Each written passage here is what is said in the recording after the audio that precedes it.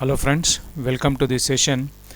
This session is in continuation of the previous video text area demo, the text area theory lecture which we have completed.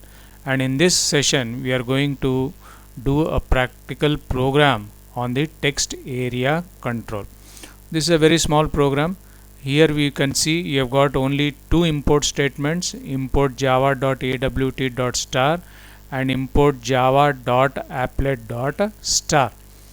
awt.event, right, that package we are not making use of. Then with applet's a comment code, applet code is equal to text area demo, width you have got and height you have got. Applet इथं आपण close केलं and then you have closed this comments here. Okay, then we are writing the class declaration public class text area demo extends the applet.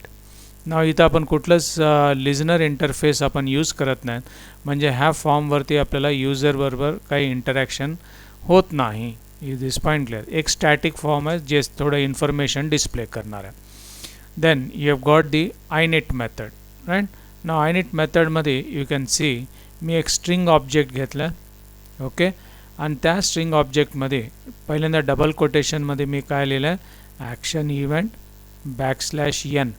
He \n तुम्ही C लँग्वेजपासून तुम्ही study केलं, त्याच्यामुळे काय होतं, cursor next लाईनला जात आहे. इथं कोटेशन क्लोज केलं आहे आणि ही काय म्हणजे कॉनकॅटिनेशन ऑपरेटर. इथं मी कॉमा वापरला नाही, सेमिकोलन वापरलं नाही, काहीच नाही. Action event \n double quotation close आणि हे ना. ही कॉनकॅटिनेशन ऑपरेटर काय करतं आहे, इज इक्वल टू ज लेफ्ट हँड साईडमध्ये एक स्ट्रिंग ऑब्जेक्ट तुम्ही डिक्लेअर केलं. मग ह्या स्ट्रिंग ऑब्जेक्टमध्ये पहिलं स्ट्रिंग ही जातं, ह्याच्यासोबत कॉनकॅटिनेट काय होतं आहे, ॲडजस्टमेंट इव्हेंट ही कॉनकॅटिनेट होतं आहे, राईट. पुन्हा \n double quotation close and then ही concatenation operator. It is point clear.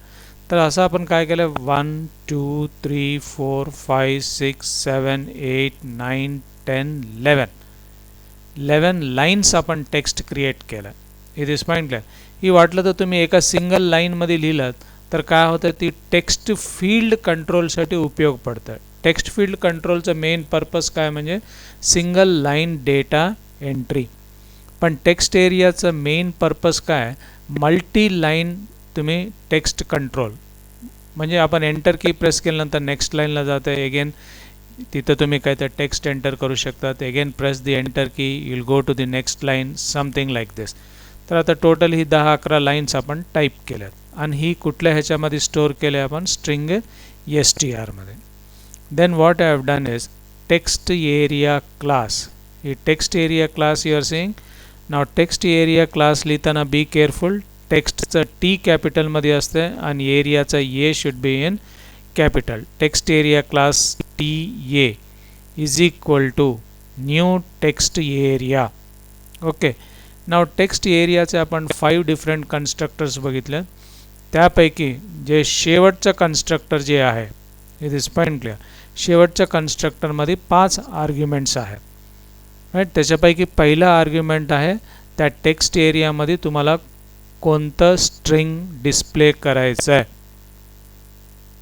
तर आता मी जे टेक्स्ट एरिया क्रिएट करणार आहे त्याच्यामध्ये मला ही 11 लाईन्स ऑफ टेक्स्ट डिस्प्ले करायचं आहे आणि ही सगळं मी ऑलरेडी str मध्ये स्टोअर करून ठेवलं. देन नेक्स्ट आर्ग्युमेंट इज तुम्हाला इनिशियल नम लाईन्स म्हणजे height of the text area. The height of the text area is 7 lines. म्हणजे एट ए टाईम ही टेक्स्ट एरिया कंट्रोल जेव्हा स्क्रीनवरती येत आहे तर 7 lines of text will be displayed. Next one is 20, म्हणजे त्या टेक्स्ट एरिया कंट्रोलचं width at a time 20 characters तुम्ही डिस्प्ले करू शकतात. किती झाले आर्ग्युमेंट्स, पहिला आर्ग्युमेंट str, दुसरा आर्ग्युमेंट त्याची हाईट, तिसरा आर्ग्युमेंट त्याचं विड्थ आणि शेवटचं आर्ग्युमेंट जे आहे text area dot scroll bars underscore both. Okay. Now here what is happening is ह्याच टेक्स्ट एरिया कंट्रोलमध्ये तुम्हाला 2 स्क्रोल बार्स पाहिजेत. बोथ म्हणजे हॉरिझॉन्टल पण येत आहे आणि वर्टिकल पण येत आहे. नाव थिअरी लेक्चरचा व्हिडिओ तुम्ही बघा, तुम्हाला ही स्क्रोल बार्स किती पाहिजेत ही आपल्याला सम कॉन्स्टंट्स देऊन कंट्रोल करता येतात. पण सध्या मी काय स्पेसिफाय केलं आहे, पहिला आर्ग्युमेंट स्ट्रिंग str मध्ये ही सगळे 11 लाईन्स ऑफ टेक्स्ट डिस्प्ले करायचं आहे. एट ए टाईम मला फक्त 7 लाईन्स ऑफ टेक्स्टच डिस्प्ले करायचं आहे. त्या टेक्स्ट एरियाचा विड्थ 20 कॅरेक्टर्स एवढं पाहिजे आणि त्या टेक्स्ट एरियाला हॉरिझॉन्टल अँड वर्टिकल ही दोन्ही scroll bars should be displayed. Is this point clear? Text area dot scroll bars underscore both.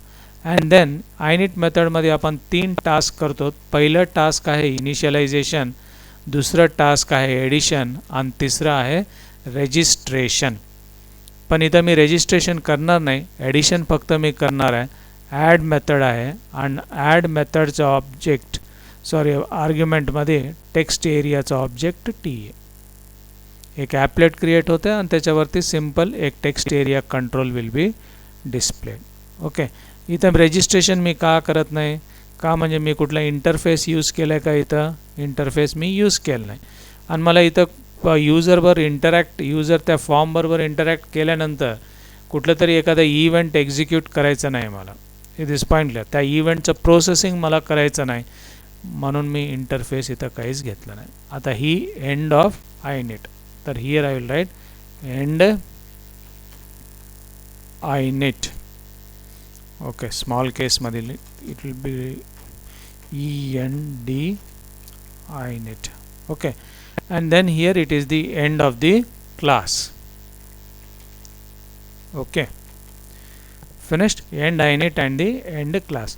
ना ह्या प्रोग्रामला आपल्याला टेक्स्ट एरिया डेमो डॉट जावा नावाने सेव्ह करायचं आहे, कंपाईल करायचं आहे आणि रन करायचं आहे.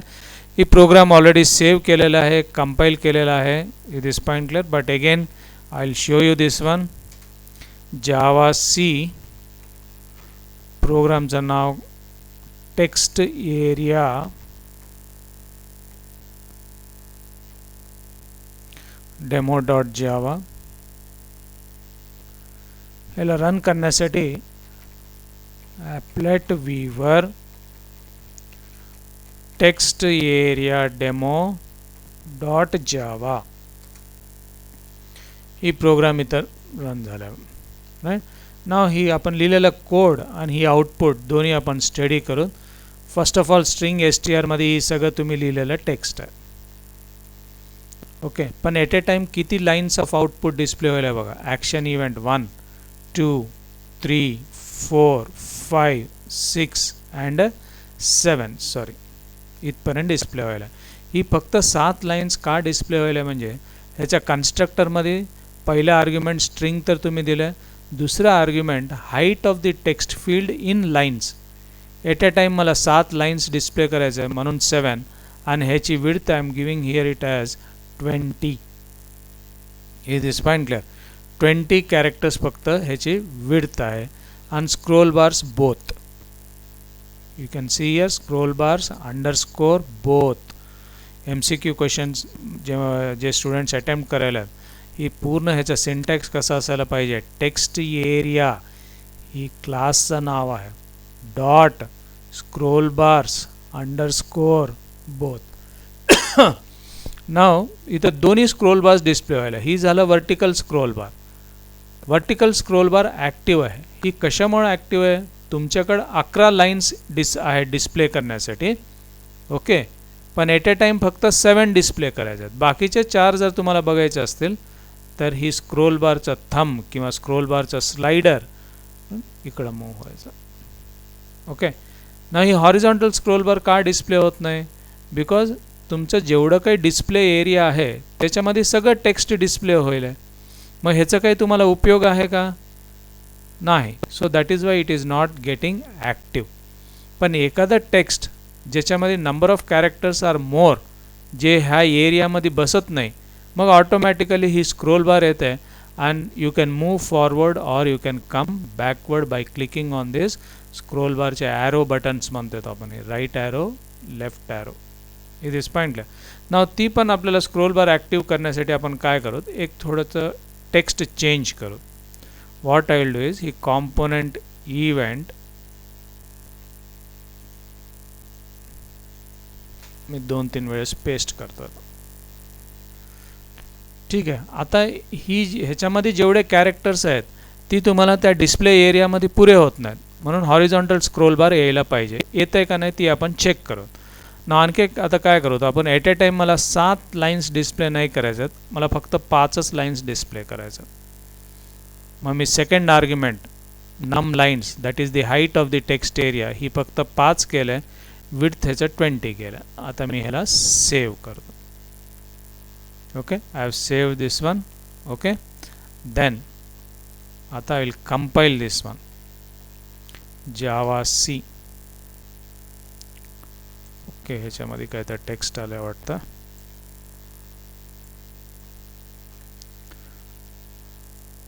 I will save this,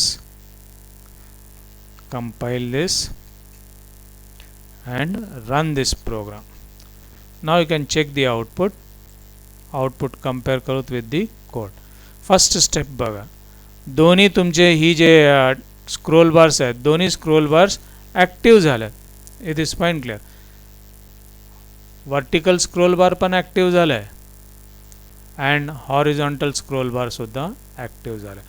का म्हणजे ही कॉम्पोनंट इव्हेंट जे टेक्स्ट आहे ही टेक्स्ट एवढ्या एरियामध्ये पुरे होत नाही, म्हणून ऑटोमॅटिकली ही ऑन होतं. Did you understand this one? Okay, we'll stop the class now. Please, if you like this video, share करा, subscribe करा. काही कमेंट्स असेल तर you can ask. any other program चे काही डाउट्स असतील, any code मध्ये काही डाउट असेल तर put it in the comment section. I will see how much I can help you. Thank you.